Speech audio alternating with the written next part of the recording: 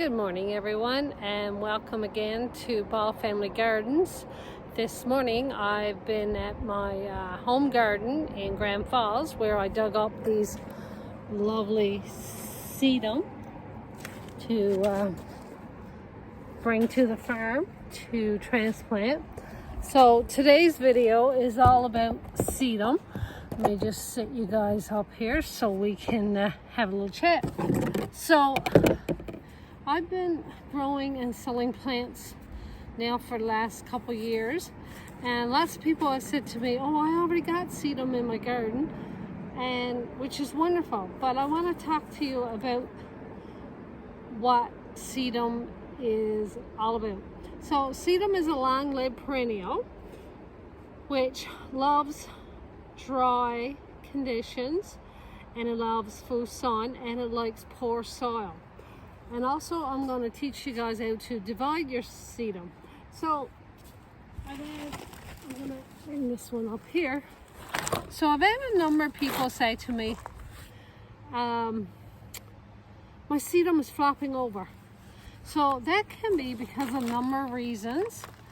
One is you could be too much water. Another one could be too much shade. Another one is that the plant needs to be divided.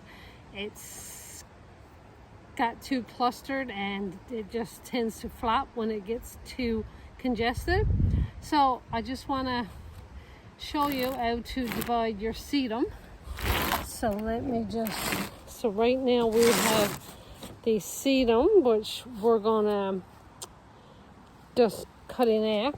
So when you're dividing stuff and working in your garden, kind of gotta be creative and use whatever you got. So today I'm using a bread knife. So let me just get my gloves on.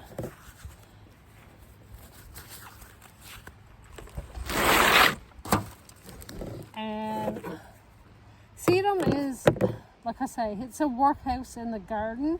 Great cut flower, great. It puts on a great show in late summer, early fall. I've got a couple of different types of sedum growing in my garden. I'm not sure if I got that. Well, actually what happened was they were already on property that I own. So one I believe is Sedum Autumn Joy. The other one I believe is Sedum Fire, which works out great because one blooms earlier than the other. I'm just gonna take my bread knife now, and I want to just split this and make two plants so that I can plant it here on the farm. So just take that, and as if you're sawing just in two, and just like that, now we've got two plants with lots of weeds in them, of course. So I've got to get rid of that, because if not I'm going to have a problem in the future with that. Okay, so these two cracked off. So when you're doing bouquets, just strip your vases, just strip your stems of your leaves, and you can just stick that in your vase. Also, sedum is one of the easiest plants to propagate. So say if I wanted to propagate that, here's what I would do.